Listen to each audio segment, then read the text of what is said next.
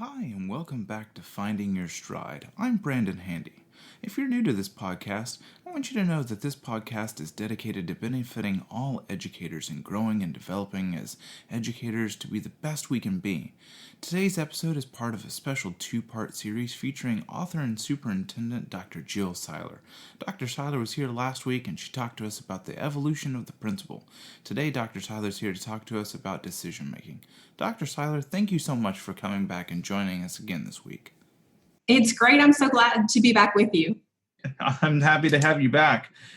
Today, we're highlighting a section from your book. We're really excited to talk to you about it. Your new book is called Thrive Through the Five. And when does that come out again? Launching Labor Day weekend. Labor Day weekend. That's really exciting. And I actually think your publishing company is, it's so funny. Last week on my previous episode, we were discussing the guy that's talk like a pirate guy, right? Or that teach like a pirate. And I could not for the life of me remember his name, but his name's Dave Burgess, and you're actually publishing through his publishing company, correct? That's correct. And man, they've done such a good job, Dave and Shelley Burgess. One of the things that I love about them is that their focus has been on raising the voice of practitioners in the classroom, in leadership positions. And there is such a place for, the research, institutional knowledge, but there's also a place for people who are in the trenches doing the work every day to rise up and share their stories. And I'm super thankful to be a part of that. Absolutely. And that's why we're on our podcast today, is because, we love to talk to people who are in the trenches. We love to talk to people who are experts in the field. We like to spread the love around and get all the information and try to keep our audience informed about all the new hot topic and practices that are coming out. So today we're talking about a section in your book, and we're talking about decision making. So in your book, you spend some time talking about decision making, and I think everyone struggles with decision making at some point in time in our lives, whether that's personally or professionally. In a world with so many options and choices, many people get so bogged down, and they often have trouble or even fail to make a decision because of the fear of making the wrong one. What would you say to someone who struggles with decision making? Well, so great question. And I love this topic. And I would start with this.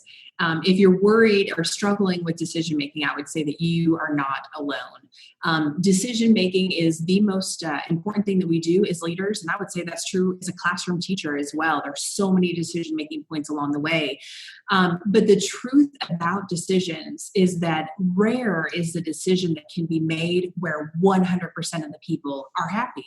And so you are constantly in a position where you're having to make a decision where, even if it's the right one, you're going to have a portion of your constituents, the people around you, who are not going to be happy by that. So in its very nature, decision making is hard, and it should be approached with thoughtfulness. So in terms of just how to get over the struggle, I would say a couple of things. And the first is just to use time to your advantage, right? Not all decisions have to be made in the moment.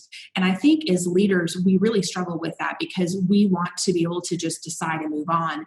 But the truth be told, there are some decisions that don't and should not be made in the heat of the moment. And so you also don't want to get into a place where you're completely frozen and indecisive and an incompetent leader, right? You don't want to get to that, end of the spectrum. But I do think that poor leadership often happens because thoughtless decisions are made. And when you stop and take time, bring people into the conversation to learn yourself up, to raise your level of knowledge about that, to really listen and seek information, you can make much better decisions. You said two things that particularly resonated with me. One, the first thing you said was 100% of the people are not going to be happy with the decisions you make. That really hit home with me, and that was something that a lot of people, including myself, I feel like I struggle with, is that I want everybody to be happy, and I have this innate desire inside of me to make everyone happy, but it's not always possible. It's not always possible, Brandon, and it's also not always the goal. right? Our goal is for our kids to be as successful as possible. That's the entire reason why we do what we do. And sometimes the decisions are made because of that, which really don't make the people in the organization happy. And that's challenging. If our job was solely to make people happy, decision making would still be hard, but not as hard. But that's not our job. Our job is to run these high performing campuses so that our students can be the most successful. And that requires a lot of hard decisions. Yeah, I think that's really powerful for people to hear. The other thing I heard that resonated with me was you were talking about don't respond in the heat of the moment. And I can 1,000% agree to this. I find so many times that, and this goes personally too, it's like you read something on social media or something like that that makes you angry and you want to respond. And what I find myself doing is I actually will type out what I really want to say in the heat of the moment, and I'll put it away and let it sit for a day or an hour or something like that. And then I'll come back and I will revisit it and figure out that, yeah, maybe that isn't the best choice of words or best way to handle that. So I think that was really important. So, Brandon, you say that in a joking fashion, but I will tell you that that is such a good strategy. And I can't tell you how many times I've gotten that really heated parent email. And I, too, have opened it and typed a whole bunch. Not only do I sit on it for a little bit, but I always let someone else read it. Read it for tone, read it for, is emotion in the right place? Is it clear? Is it concise? Is it making it better or making it worse? All of those sorts of things are great strategies to use in terms of helping make sure that your decisions are executed the way you want it to be executed. And that brings me to another point is sometimes I think the best decision to be made is not to make one, not to respond to that.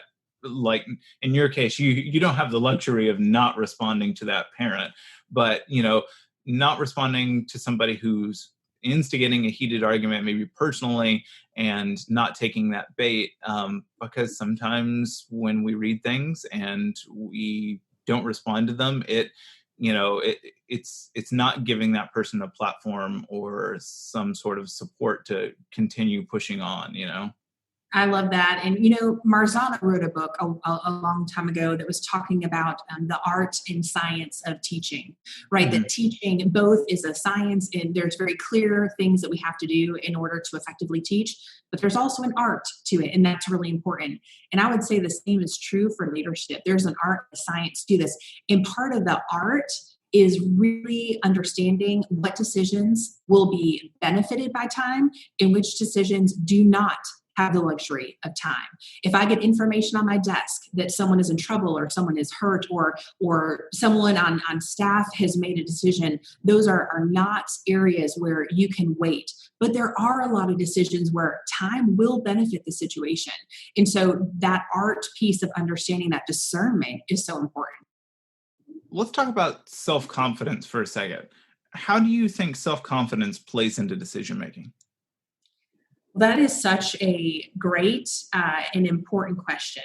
And I say important because I don't think that this is an aspect that is talked about a whole lot. And because of that, because people don't talk about the self-confidence, the angst, the fear that's involved in leadership, I think people shy away because they look at themselves and say, oh man, I don't know if I could do that. And then automatically conclude that they can't do that. And so I'll say this, if you've heard about my story into, my journey into the superintendency, it was fraught with fear. The things that kept me up at night as I was contemplating taking the superintendency role were questions like, I don't know if I can do the job.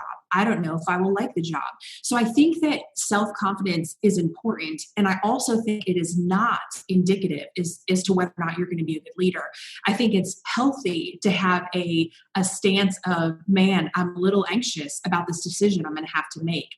In the end, that was really what I worried about. Like the buck truly stops with me.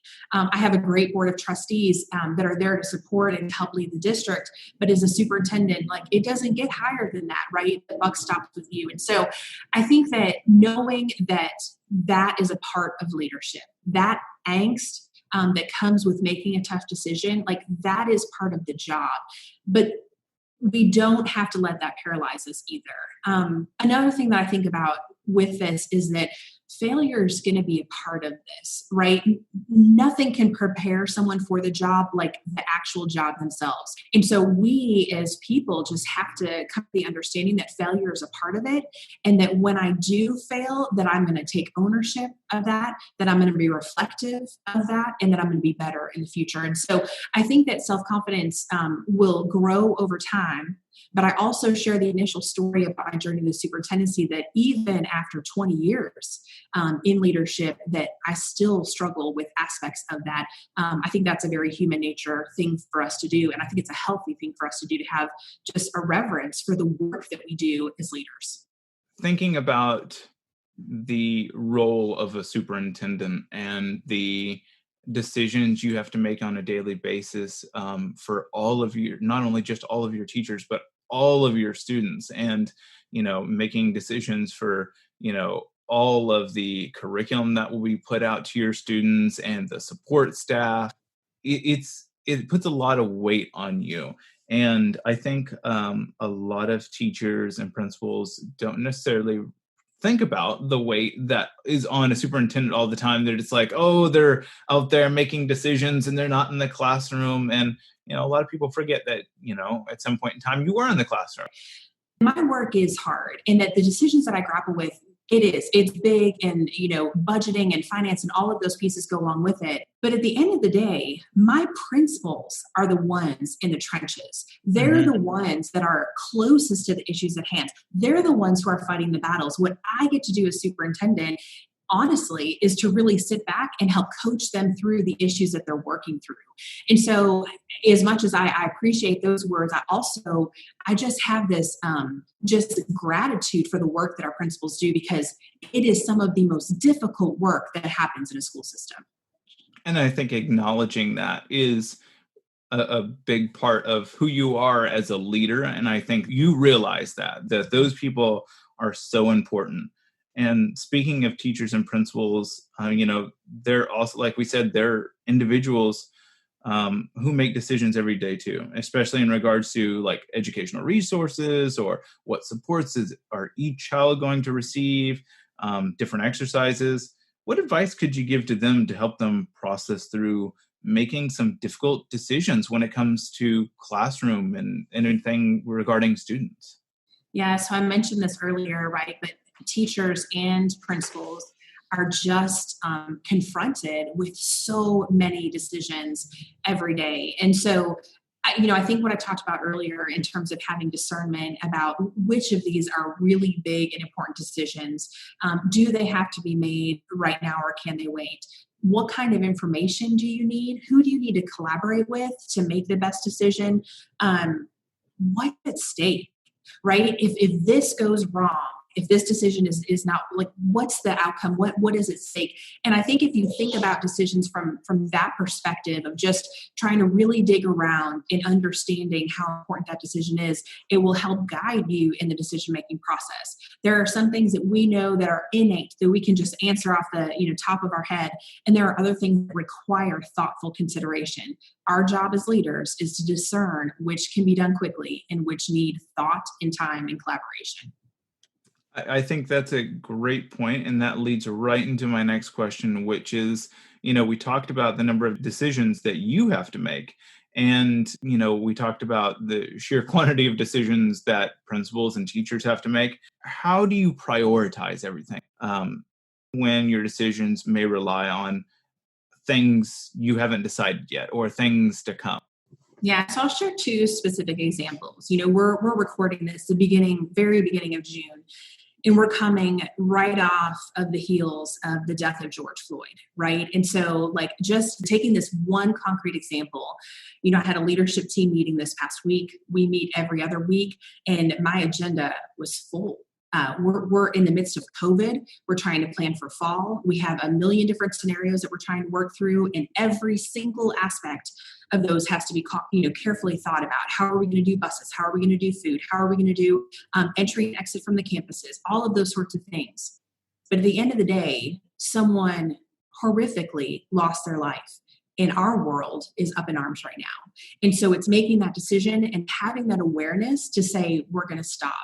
and here's an article I want you to read. We're going to come, we're going to discuss it. I shared a video with my team, had a conversation. We've been doing this work for some time. This past year, we've been talking about cultural competency and just creating a better environment for our students, but really had some hard conversations. It's that kind of awareness, whereas, yeah, I could have just gone on with my agenda, but we don't because it's not right. And so at the end of the day, when we're trying to prioritize, the people always come first. And so, like I shared before, sometimes that means taking care of tasks after hours, but it's always trying to make sure that we're doing what's right for kids. Another example of just what that looks like is as we started this COVID process, right? The job for me was not just to figure out how are we going to teach kids if we can no longer have them in our classrooms. The job was, if we know we are going to be closed for a significant period of time, and our state commissioner shared on one of our earliest calls in March, like, if you don't reopen after spring break, you may be closed for the rest of the year. And I was like, oh my gosh. But it quickly reprioritized my thinking of not just how are we going to get through a week of closure, but how am I going to transform my educational system to provide remote learning to all of our students in a way that's effective for the long haul. And that completely changed my thinking process. And so there has to be discernment as you come across issues and an awareness of what your people need at that time. And I say people, young and old, our students and our adults. It's just key. Yeah, I think prioritizing by like the need a lot of times, like you were saying, like this need to addressing all these important situations is ranking priority right now. I'm sure your plate is full with hundreds of other decisions that you have to make, but being able to be cognizant of the things that are around you and their level of importance and kind of ranking those so you can make those important decisions. I think that's a good key strategy. I think something a lot of people should consider when making decisions is intentionality. As educators and the decisions we make, we have the chance to impact and shape a person's world for life. What advice could you give to all educators out there to help them be more intentional or purposeful with their decision making? So I love your wording around intentionality. And that is so important in everything we do in leadership, how we treat people, the interactions that we have in the hallway. I think for a long time, especially as a new leader, it was just all about the work for me. It was all about the tasks. And I wanted to make sure that I had that done. I needed to get the master schedule done and the professional development schedules. And I lost sight that the people are the most important part. And so being intentional in how we interact with the people, again, young and not so young, is important. So two things I would say about this. And the first is it's just really important if we're going to be intentional and thoughtful about our decisions, that we gain a better perspective. Early on in my leadership, one of the hardest things about being a leader is walking into contentious situations. And as a leader, that's not optional. That's part of your job. The angry parent, a teacher who's really upset with how you've handled a certain situation, a student discipline issue where they're not cooperative or whatever that looks like. That's part of the job. And originally, early on in my leadership, I would get nervous. I would, just be anxious about that. I would shut down or get angry. And so someone told me along the way, they said, the three most powerful words that you can use in a moment of contentious interaction is tell me more. And when you do that, when you start to open the conversation and just, someone is just saying the worst things ever, and they kind of get to a stopping point, and your response is not just a flippant defense of what was just said, but rather tell me more about that. I hear your frustration about X. Tell me more about this.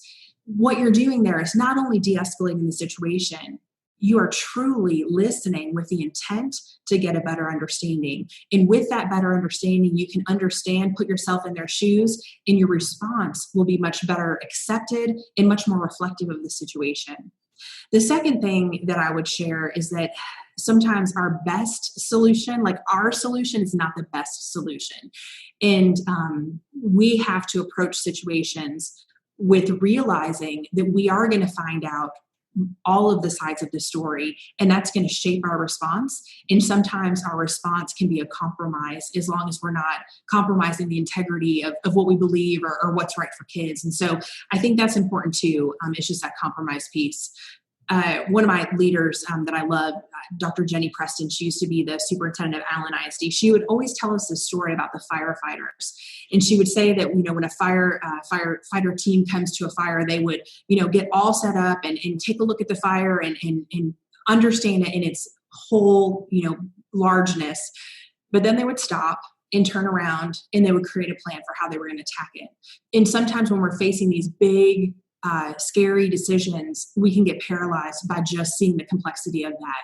I will tell you, Brandon, there's complexity upon complexity when we're thinking about how we're going to open in the fall with COVID and how we're going to keep our students and our staff safe.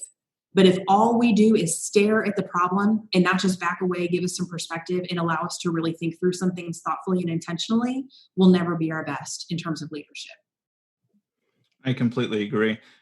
And the decisions around, COVID itself, are infinitely intricate and almost impossible. It's really difficult. I've been reading a lot from administrators lately, and how they're in their schools running simulations about, well, if they did come back in physical form, like how best would be the way to do that. And it's just, I know it's a struggle right now. And so I thank you for, leading your district and making those decisions and putting as much thought and intentionality as you do when you make decisions like that. Something I wanted to say that, again, resonated with me when you said this. You said the phrase, tell me more. And I really liked that. Which made me think of something we've had discussions about before, about reflective listening. You were talking about de-escalating a situation, and I instantly thought in my head about either when you're speaking with a coworker, an instructional leader, an administrator, a parent. For those people out there who don't know what reflective listening is, and it's about going back and kind of repeating back to the person what they just said. So saying something like, so what I hear you're telling me is, and then, repeat it back to them, because that makes people feel heard. And when people feel heard, not only do you de-escalate the situation and you let them know that you're listening, but you're also processing that internally in a different way. And I think you really take that in more into your own decision-making as you're using those skills and strategies. Yeah, I would agree with that. And I'd also add, Brandon, and I love seeing this on social media platforms, you're amplifying their voice also. One of the things that I do, I teach with UNT, and people have said in the past, I love you leading our classes because the feedback you give is specific. And that is true. I really try to give specific feedback to students. But what I also do is like to amplify their voice. And so as they've shared reflection on their own leadership or their own learning, and they said something, when they say something that really resonates with me, I always share it back to them word for word. This is what I loved. This is what really spoke to me about what you just said there. And when we can do that in our leadership, we're telling other people exactly what you just said, that we understand, that we resonate, with what they're thinking, and we're amplifying their voice with them. I agree. If you were to think of 2 keys for our listeners, I like to do this in most of my episodes, is I like to give people 2 things they can walk away with and implement it almost immediately. If you were to give people 2 keys to successfully improving their decision-making ability, what would those 2 keys be? 2 keys. The first one is don't avoid problems. In leadership, confrontational conversations are hard because we love the people. We want all the people to be happy. We want all the people to like us. But at the end of the day, if we're in this to create the best school system for students and the best classrooms for teaching and learning, we're going to have hard conversations. And the longer that we let problems go, the longer that we let decisions go undecided because we're just unsure or we know that there's going to be pushback, it's not helping the situation. So don't avoid problems. Engage, dig in. Even if you don't know the answer right away, do all the things we've talked about today. Find out more information, gain a better perspective, collaborate with other people, do your initial first draft and see how other people respond to it. All of those things, but don't avoid problems. And in the same way, don't delegate them either. Like, that's why you're paid to do what you do. So take care of that work. And the second piece that I just would say would be to remember to lead. Like, this is part of it. Like, the hard conversations, the hard decisions that you have to make, we get to do incredible things for kids as leaders, but it does not come without cost. And so we have to decide and step in to the hard conversations and the hard decisions and make them the best way we know how, because it's the right thing to do for kids. I want to point something out to all of our listeners out there right now. Dr. Siler has been talking about, she says, you are leaders. And when she says that, she doesn't mean she's addressing administrators or instructional coaches or superintendents right now. She is addressing those people, but she's also addressing teachers. You are leaders in your classroom, and you lead children, and you are members of your community every day, and you are leaders in your community. So when she speaks to that, I think she's really highlighting leadership across the district, across all districts in the United States, that you are all leaders. It's a great point, Brandon. So Dr. Siler, you said on your first key is you said, don't avoid problems. I love this so much because my own principal on my campus tells us all the time, communicate early and often, and make sure you're always the first to reach out to the parent. And I think all teachers can appreciate this. If something happens to a student on your campus, or you start to see academics decline in a certain way, reach out early, reach out fast, touch that family and let them know you're there to support them. Always reach out to families from a place of concern is kind of how I felt is the best course of action. And I think parents really appreciate that when they hear that concern for their child. So 100% agree with you. And now I want to transition that to what that looks like at the school leadership level, right? Because the same is true there. That was one of my biggest misconceptions going into my first AP job, is I just assumed that everyone else did what I did in my classroom. And it was just a hard awakening when I realized, like, oh, wow, I thought this work was going to be about when students make a poor choice. But sometimes in leadership, it's about when adults make poor choices. And I will admit, first and foremost, that this is not effortless for me. And it is not even something I'd say I'm particularly strong in, but I know it's important to not just avoid those problems. Just like what you talked about, communicate early and often. If we have any person in our school building, young or not so young, and they have something that happens, if we can engage them in a casual way from a point of concern early, it can be such a fluid, easy conversation. But if that same individual continues that over and over and over, and now is causing issues amongst the team because they see that this behavior is continuing to happen, now all of a sudden you forced yourself into a conversation that is much more confrontational and much more hard than had you said something at the very beginning in a casual way. Hey, great to see you this morning. Just, hey, by the way, I saw that such and such happened. Was there a reason for that? Is there a backstory that I don't know about? Let's have a quick conversation and nip it right there. And when we don't, we create problems for ourselves. Absolutely. Absolutely. Well, it's been so great having you on today. Once again, I want to highlight your book for everybody. It's called Thrive Through the Five. So I'm super excited about the book that I'm about to release. It's my first book that I've ever written. It's with Dave Burgess Consulting, and I'm very excited. But the premise is this, that I love my job 95% of the time as a school superintendent. There are so many things that I love about what I do.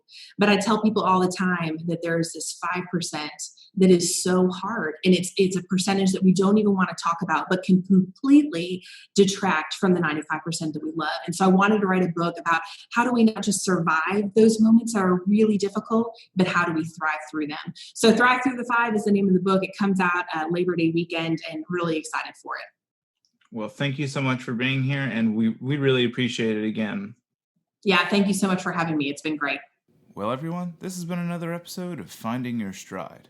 I'm Brandon Handy, and I hope I helped you find your stride today. We'll see you next time.